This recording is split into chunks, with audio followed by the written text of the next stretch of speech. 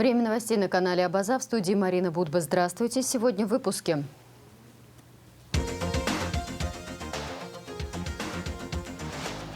К параду Победы готовы. У памятника неизвестному солдату на набережной Диоскуров состоялась генеральная репетиция торжественного прохождения. Абхазия ждет гостей. Расширенное заседание по вопросу подготовки к курортному сезону прошло в кабинете министров Абхазии.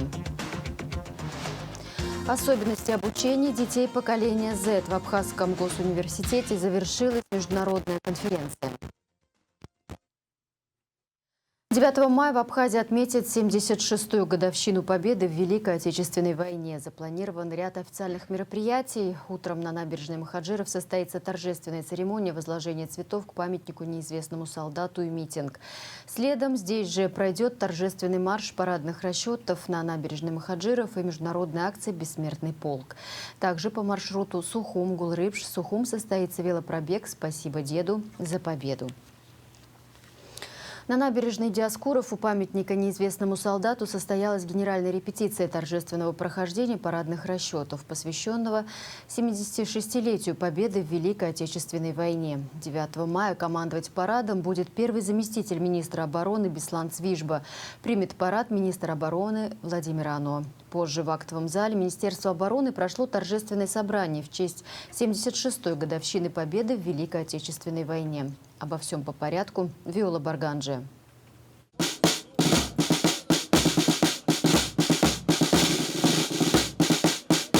Ровно в 10 утра у памятника неизвестному солдату началась репетиция торжественного прохождения парадного расчета. Здесь, на набережной Диоскуров, все должно пройти в точности, как 9 мая. В этот день пешая колонна будет сформирована из 17 парадных расчетов численностью более 600 человек. Это парадные расчеты Минобороны, погранотряда СГБ, МЧС, МВД и Государственной миграционной службы Республики Абхазия, 7-й российской военной базы, дислоцированной в Абхазии, и погрануправления ФСБ России в Абхазии.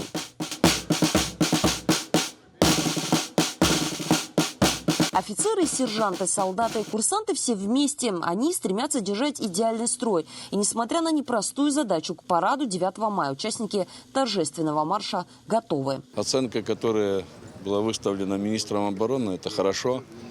Еще есть некоторые недостатки, но они до 9 числа, непосредственно в День Победы, до этого будет все недостатки устранены. Готовились мы в соответствии с приказом министра обороны и схемой построения и прохождения торжественным маршем с 5 марта.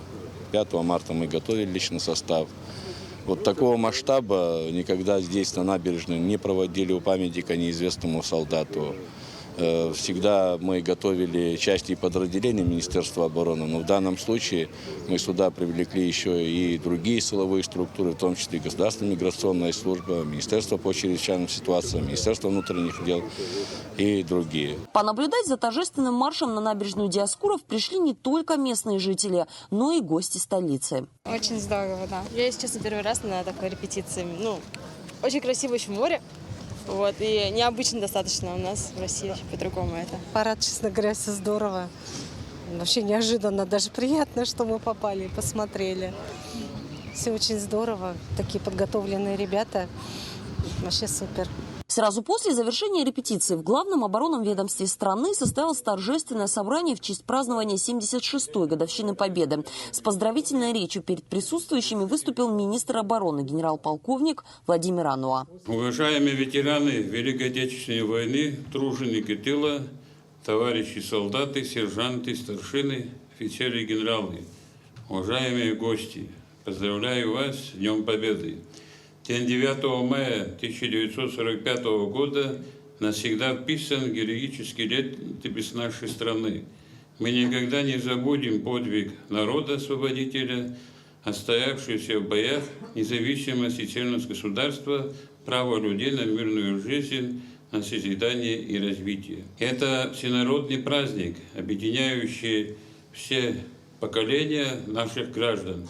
В памяти потомков навсегда останутся самоотверженные и беззаветные служения родине ветеранов Великой Отечественной войны. В этот раз торжественное мероприятие из-за ситуации с COVID-19 в Министерстве обороны прошло без участия самих ветеранов. Выступая перед присутствующими, заместитель председателя Совета ветеранов Великой Отечественной войны и труда Закан Нанба отметил, что сегодня оберегать участников тех событий необходимо с еще большим трепетом. Ведь ежегодно живых свидетелей Второй мировой становится только меньше.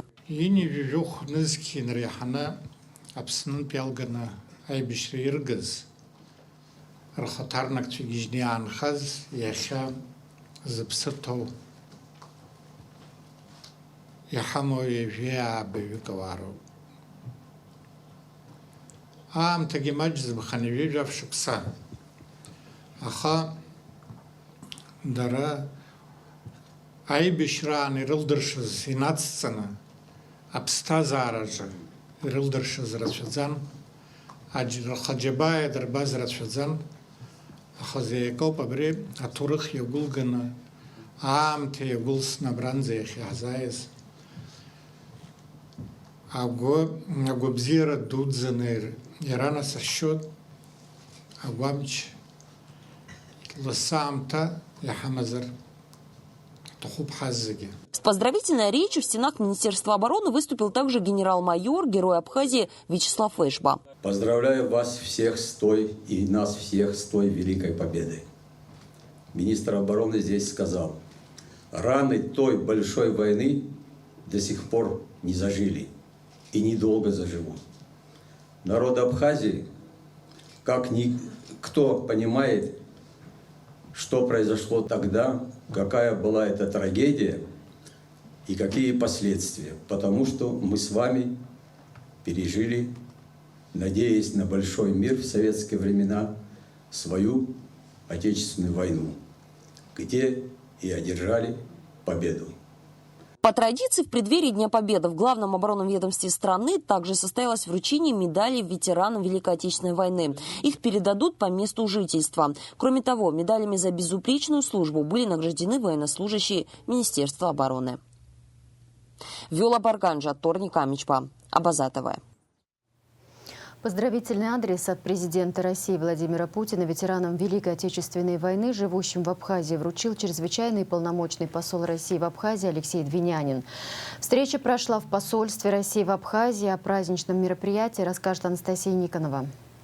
Поздравления с праздником Победы 9 мая будут принимать 28 ныне живущих в Абхазии ветеранов Великой Отечественной войны.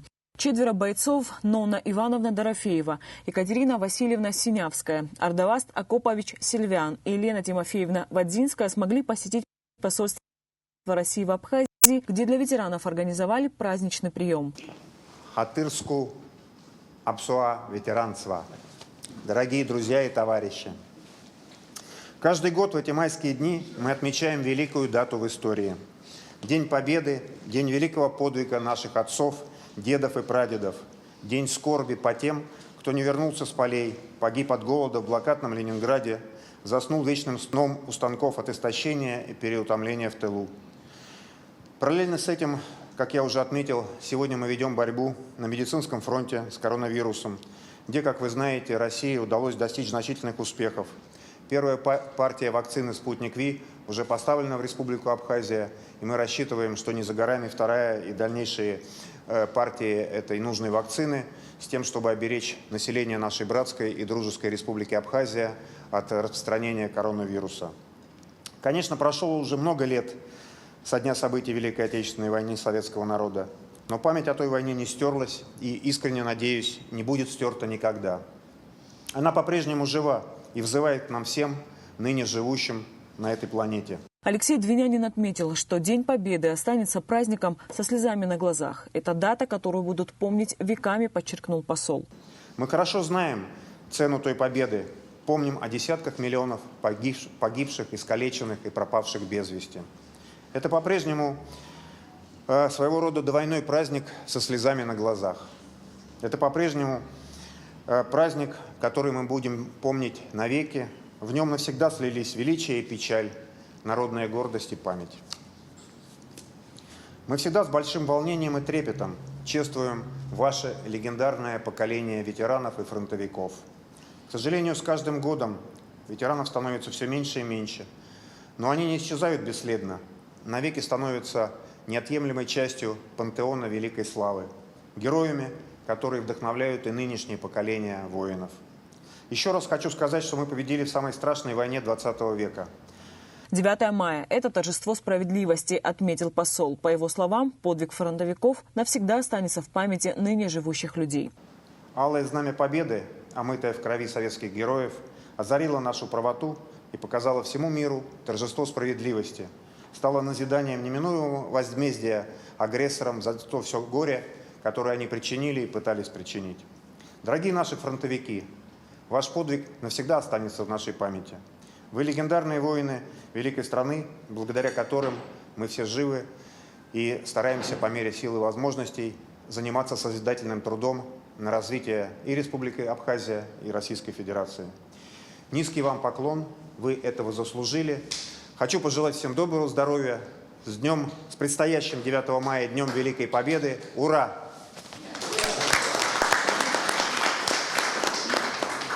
Торжественная часть встречи в посольстве России в Абхазии завершилась вручением ветеранам персональных поздравительных адресов от президента России Владимира Путина.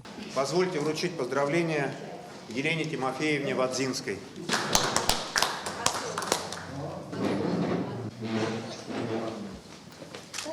Вручаю. Это от Владимира Владимировича Путина. Я понимаю. Дорофеева Нонна Ивановна. Правильно? Екатерина Васильевна Синявская. Это вам. Позвольте пожать вашу руку, мужественную. Спасибо большое. Ардавас Акопович Сельвиан. Еще раз с наступающим праздником. Анастасия Никонова, Торник Амичба, Абаза ТВ. Официальная хроника президента Абхазии Аслана Бжани с Днем Победы в Великой Отечественной войне поздравил заместитель председателя Совета Безопасности Российской Федерации Дмитрий Медведев, сообщает сайт президента. Сегодня мы вспоминаем немеркнущий подвиг старших поколений, которые избавили мир от фашистского порабощения, защитили свободу и независимость Родины. Нацелен на продолжение совместной работы по укреплению двустороннего сотрудничества, основанного на принципах союзничества и стратегического партнерства. В этот светлый праздник позвольте пожелать вам, уважаемый Аслан Георгиевич, здоровья, счастья и благополучия, братскому народу Абхазии, мира и процветания, говорится в тексте поздравления. Председатель правительства Республики Южная Осетия Геннадий Бекоев поздравил премьер-министра Абхазии Александра Анкваба с Днем Победы в Великой Отечественной войне, сообщает сайт правительства. Десятки лет минули с того дня, когда советские солдаты торжественно воздвигали знамя победы над поверженным врагом. Но какой ценой была завоевана свобода, не забудется никогда. Пусть этот праздник служит для каждого источником гордости, наполняет сердца радостью, желанием созидать. В этот священный день хочу пожелать вам крепкого здоровья, братскому народу Республики Абхазия, мира и благополучия, отмечается в частности в поздравительном адресе. Накануне празднования Дня Победы в Великой Отечественной войне спикер Народного собрания парламента Республики Абхазия Валерий Кварчи адресовал поздравления Народного собрания парламента Республики Абхазия руководству палат Федерального собрания Российской Федерации. В поздравлениях, направленных председателю Совета Федерации Валентине Матвиенко и председателю Государственной Думы Вячеславу Володинину, в частности, говорится: советский народ спас мир от фашистского нашествия, разрушив зловещие планы гитлеровской Германии и ее пособников. И сегодня мы вместе должны сделать все, чтобы ни у кого не было даже мысли о принижении подвига советских воинов и об искажении исторической правды. Празднование 76-й годовщины Великой Победы еще раз подчеркивает нерушимость братства народов Абхазии и России. На этом фундаменте формируются отношения между нашими государствами.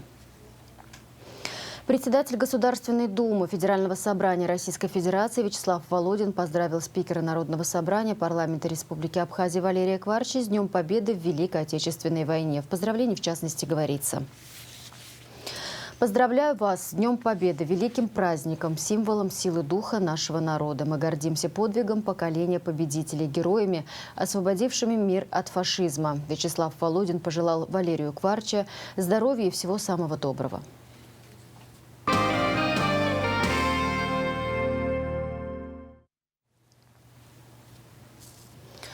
Количество пациентов с COVID-19 в Гудаутской центральной районной больнице увеличивается. Ситуация очень сложная, сказала врач-реаниматолог Мадина Дасани, сообщает «Спутник Абхазии».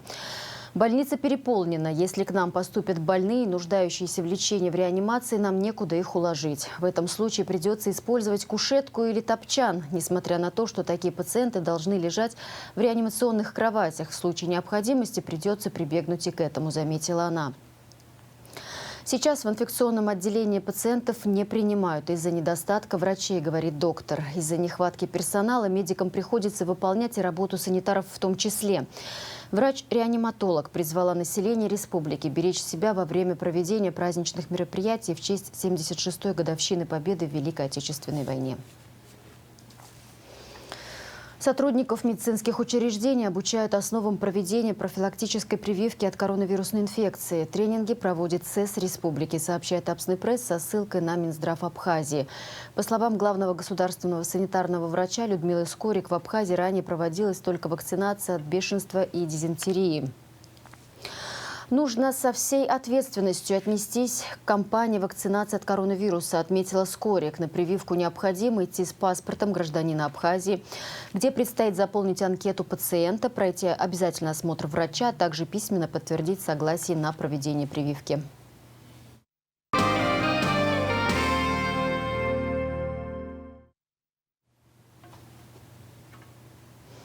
Абхазия ждет гостей. Расширенное заседание по вопросу подготовки к курортному сезону прошло в кабинете министров Абхазии. Главы ведомств отчитались о своей готовности к приему гостей, рассказали о проблемах, поделились идеями, как с ними справиться. Подробности в репортаже Марианны Котовой. Первым докладом выступил министр туризма Теймураз Хижба. По его словам, туристический сезон в Абхазии уже вошел в активную фазу. Согласно статистическим данным, с 1 августа Абхазию посетило более 600 тысяч российских туристов. Для сравнения, за весь 2019 год их было около 1 100 000. То есть это более половины за сравнительный период 2019 года. Этому способствовала как отличная погода в бархатный сезон, так и то, что подавляющее большинство направлений зарубежного туризма оставались закрытыми для россиян. Стоит заметить, что только 400 тысяч туристов из этих 1 100 000 оставались в республике 5 и более дней. Остальные отдыхающие – это посетители однодневных экскурсий. В этом году Абхазия ждет увеличения числа и таких гостей. На майские праздники самым востребованным внутренним направлением среди россиян стал Сочи и Крым, чем тем самым повлияло на увеличение потока однодневных экскурсий из Сочи, то есть из Краснодарского края в целом, в Абхазию. Исходя из сложившейся динамики туристического потока, наблюдаемых на брендовых туристических экскурсионных маршрутов, таких как Рицинский реликтовый национальный парк, РУП, комплекс Новоафонская пещера. Хижба рассказал, что в Абхазии официально зарегистрировано 450 объектов размещения. Всего по республике 25 тысяч койко-мест, не считая крупного гостиничного комплекса в селе Тамыш, который намерены запустить уже в этом месяце. В данное время, в мае, планируется запуск крупного туристического объекта в поселке Тамыш Ачамчирского района. Курортный комплекс рассчитан на 150 коттеджей. Объект будет содержать инфраструктуру, необходимую для организации круглогодичного отдыха. С января 2021 года, благодаря достигнутой договоренности со стороны туристической компании ООО «Travel», на получение предоплаты с последующим оказанием услуг началась реконструкция 3 этажей в корпусе Апсны РУП объединения курортов Пицунда. Ожидается, что в период майских праздников Абхазию посетят более 20 тысяч туристов. Но в своем докладе министр туризма не остановился на достижениях и впечатляющих цифрах. Он рассказал и о проблемах. Особенно хочется отметить следующие проблемы. Физический износ основных производственных фондов современного туристического комплекса. Сезонность работы рекреационного хозяйства. Недостаточность объема номерного фонда гостиничного комплекса, включающего в себя отели первого, среднего и экономического класса, а также неполноценность его структуры, способных удовлетворить потребности в размещении различных социальных групп туристов и гостей. Слабая развитость инфраструктурного обеспечения отрасли, отсутствие национальной системы классификации объектов туристической индустрии, недостаточное информационное и рекламное сопровождение национальных туристических объектов, для их предоставления на международном туристическом рынке, сложность прохождения российско-абхазской границы, качество дорог и экскурсионных маршрутов, отсутствие автостоянок и транспортных развязок, недостаточный уровень качества оказываемых туристических услуг, низкий уровень профессиональной подготовки кадров в отрасли, не соответствующий стандартам международного туризма, отсутствие достаточного количества современных оборудованных пляжей и мест массового отдыха, нестабильная внешнеполитическая ситуация, связанная с частичной признанностью Республики Абхазия. А еще поделился вариантами решения проблем для вывода абхазской туристической отрасли на качественно новый уровень. Организация и проведение мероприятий рекламного маркетингового характера с целью позиционирования Абхазии на рынке. Реконструкция, модернизация объектов туриндустрии санаторно-курортного комплекса.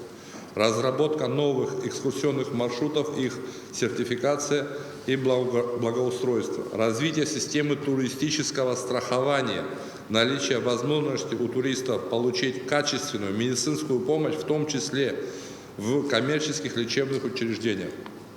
Организация подготовки, переподготовки и повышения квалификации кадров в сфере гостиничного, ресторанного бизнеса с учетом роста потребностей в ходе строительства новых гостиниц и повышения обслуживания в существующих гостиничных предприятиях. Организация совершенствования и расширения ассортимента рекламно-сувенирной продукции. Инвентаризация малых средств размещения, квартиросдатчиков, а также вновь созданных предприятий отрасли с целью внесения в реестр санаторно-курортных, гостиничных и туристических предприятий.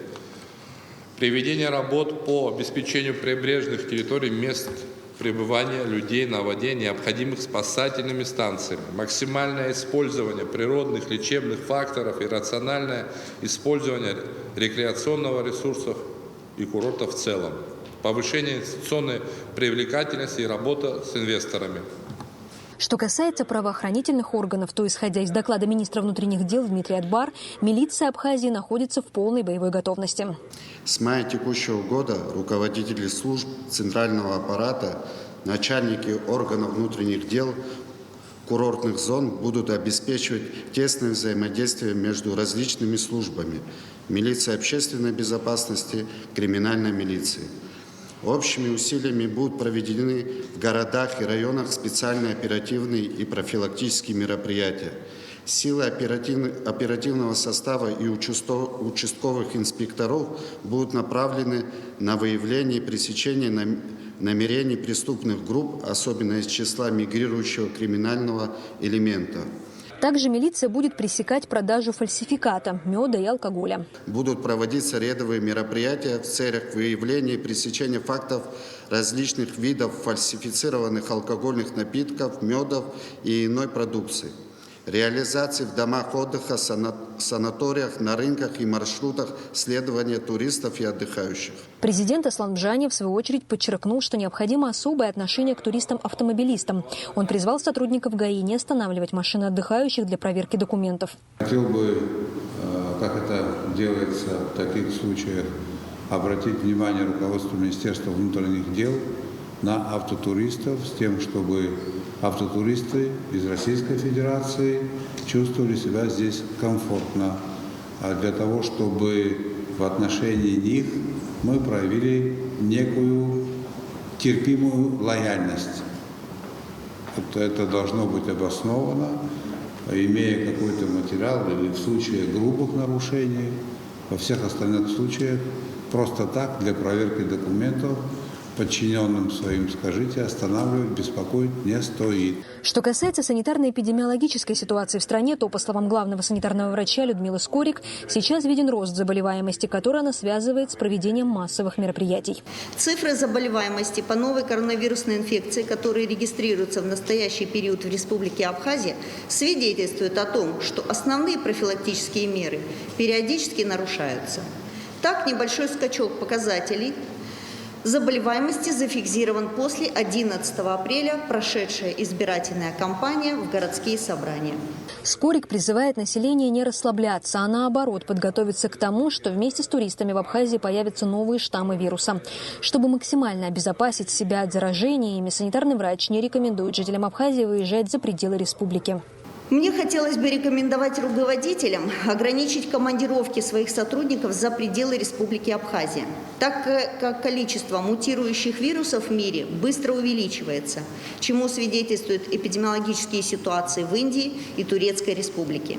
Завоз новых штаммов в Республику Абхазия может опять нарушить наши, достигнутые большими потерями, неустойчивое состояние по заболеваемости COVID-19. О количестве заболевших рассказал министр здравоохранения Тамас Цахнаки. По его словам, на 7 мая в республике зарегистрировано 14 774 случая заболевания коронавирусом. 13 660 выздоровели. Летальность 222 человека. В стационарах находится 127 больных. Реанимационное отделение инфекционного корпуса в Гудауте заполнено полностью. В сутки в госпиталь поступает по 2-3 пациента. 682 пациента находятся на лечении на дому.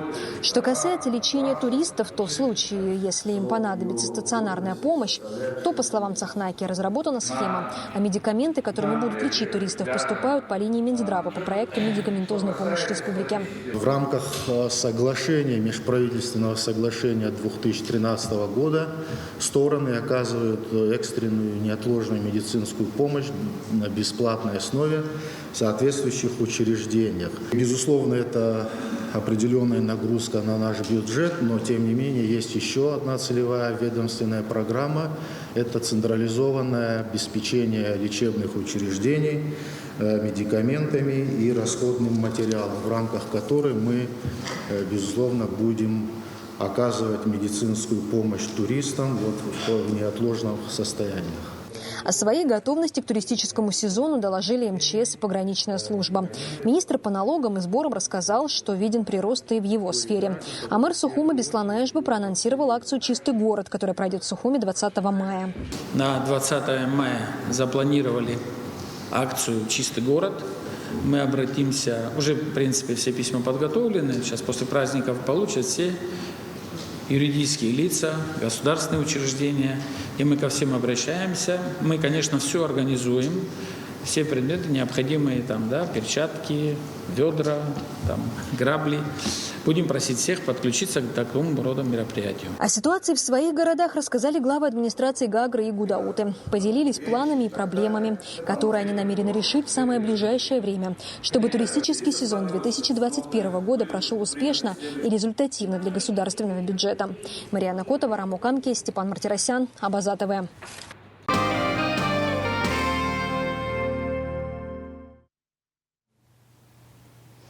В Абхазии представили нового главу миссии МККК. Министр иностранных дел Даур Ковы принял представителей миссии МККК в Абхазии, сообщает сайт МИД. В ходе встречи глава миссии в Абхазии Матиас Вайнрайх представил министру Натана Райса, который заменит его в качестве нового главы миссии в Абхазии. Даур Ковы поблагодарил Матиаса Вайнрайха за проделанную работу и поприветствовал Натана Райса, пожелав ему удачи на новом посту. Глава МИД Абхазии отметил важность проводимой работы миссии МККК на территории страны и выразил надежду на плодотворное продолжение многолетнего сотрудничества. Музей боевой славы Абхазии продолжает формирование базы данных об участниках Великой Отечественной войны, выходцах из Абхазии. Эта работа была начата еще в 2017 году. Сотрудники музея призывают жителей республики предоставить фотографии и информацию о своих родственниках, которые воевали на фронтах Великой Отечественной войны. Желающие могут предоставить информацию либо в электронном варианте, либо принести печатные документы в музей, где их отсканируют и вернут обратно. Сотрудники музея также помогают людям находить информацию о своих родственниках. Особенности обучения детей поколения Z. В Абхазском госуниверситете завершилась международная конференция с участием педагогов и работников сферы образования из Москвы и Свердловской области. Почему поколение Z не хочет учиться по старым методикам, как найти подход к 20-летним и обеспечить преемственность образования при переходе из одного звена в другой, расскажет Надежда Боровикова. В 2015 году началась и с тех пор продолжается дружба между абхазскими и уральскими педагогами. В этом году в Абхазском государственном университете проходит 6-я международная конференция с участием учителей, педагогов и других представителей сферы образования из Свердловской области. В целом, все конференции можно объединить одной темой – теория и практика организации образования различных категорий детей в современном мире. В этом году наша конференция посвящена темам непрерывности образования.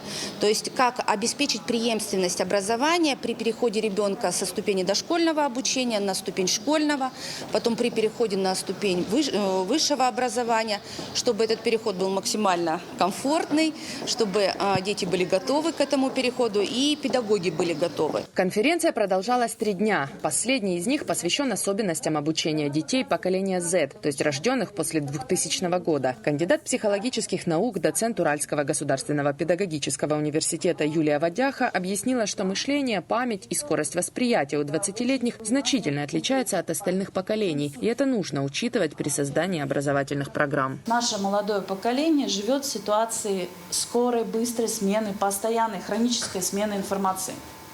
Мы от этого устаем, а им нормально. То есть вот это очень интересный тоже такой эффект, который тоже нужно учитывать. На лекции скучно. Должны быть материалы какие-то для просматривания тут же в гаджете. Должно быть что-то на экране. Желательно вообще 2 преподавателя. Один вообще говорит другую точку зрения, они еще и спорят желательно. То есть вообще вот полностью, чтобы внимание ходило туда-сюда, тогда мы видим, что ребятам интересно. Декан биолого-географического факультета Абхазского госуниверситета Марина Гогуа отмечает, что вопросы, поднятые на конференции, очень актуальны и для Абхазии. Проблемы поколений одинаковы для всех стран, куда дошла цифровизация и интернет. Вот это поколение Z, это современные наши подростки, которые вроде бы наши дети, нам знакомы, но вот когда мы начинаем с ними работать, оказывается, что старые отработанные методики не очень пригодны. Каждый с этим сталкивался, не обязательно быть профессионалом, чтобы понять, что нам быть родителем, какие-то вроде бы свои дети, и в то же время совершенно чужие, какие-то инопланетяне, эти все гаджеты, технологии современные. А мы понимаем, что это повлияло на их сознание, восприятие, таким образом, что мы должны это учитывать. И более того, мы не только сегодняшние какие-то элементы должны учитывать, но и немножечко прогностически смотреть в завтрашний день. Один из дней конференции прошел во вспомогательной Сухумской школе. Дело в том, что в составе делегации представители одной из лучших в России инклюзивных школ с 25-летним опытом работы с особенными детьми. У нас маленькая муниципальная школа, она небольшая, у нас всего 500 детей. И 40% это дети с ограниченными возможностями здоровья. То есть здесь дети есть и с ОВЗ, и дети-инвалиды разных нозологических групп. У нас есть раздельные классы, то есть специальные коррекционные классы, а есть обычные классы. Это инклюзия, то есть дети с ОВЗ, они учатся наравне с нормативными детьми.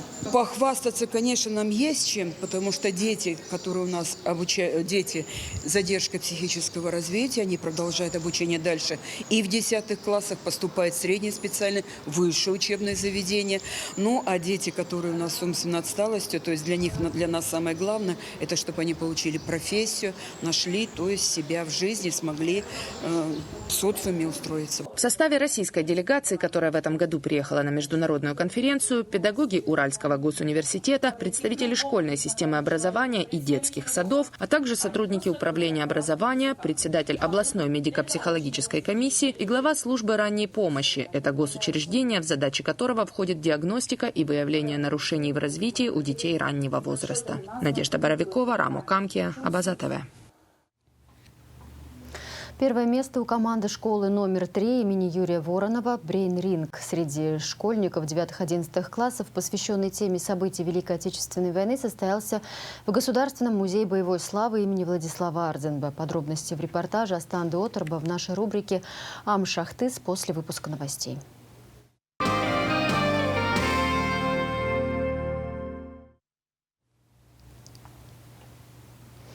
Внутренняя политика. Встреча представителей ветеранских организаций АРО, Абаш и Амцахара состоялась 6 мая в офисе Республиканской общественной организации Айтгалара.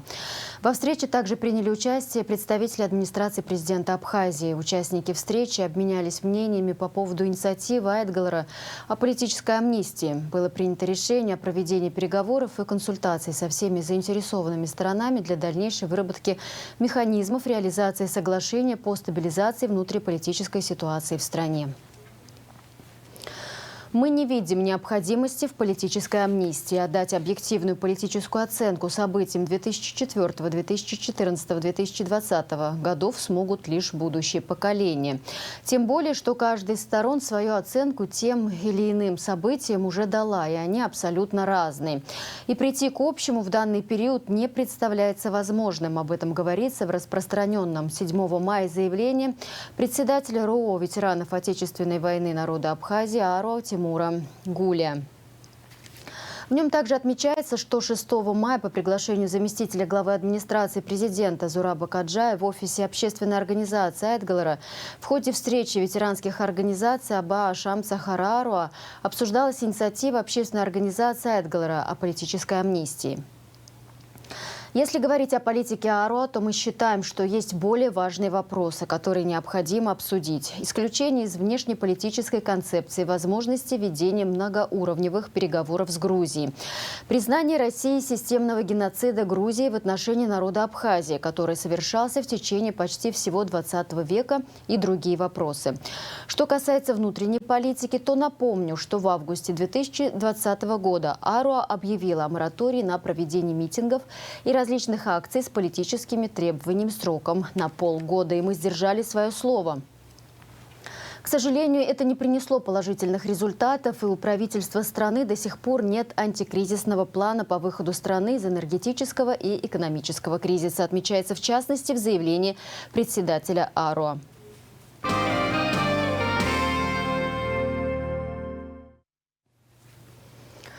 Спорт. Команда города Сухум под руководством Ахра Бухба приняла участие в 24-м открытом Кубке России по карате до Шатакан КЗХ, проходившем в городе Щекино Тульской области, и завоевала ряд призовых мест. В соревнованиях участвовали 25 команд из 8 регионов России, Республики Абхазии, государства Израиль, сообщает сайт kch.ru. В завершении выпуска о погоде.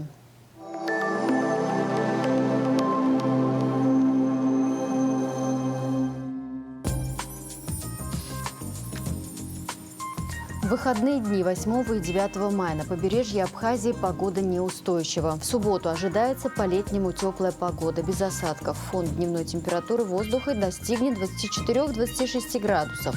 В воскресенье днем при прохождении холодного атмосферного фронта североатлантического циклона погода значительно ухудшится. Умеренный дождь, переходящий в сильный дождь с грозой, местами возможен град. Температура воздуха ночью 15, днем до плюс 23. Температура морской воды плюс 15.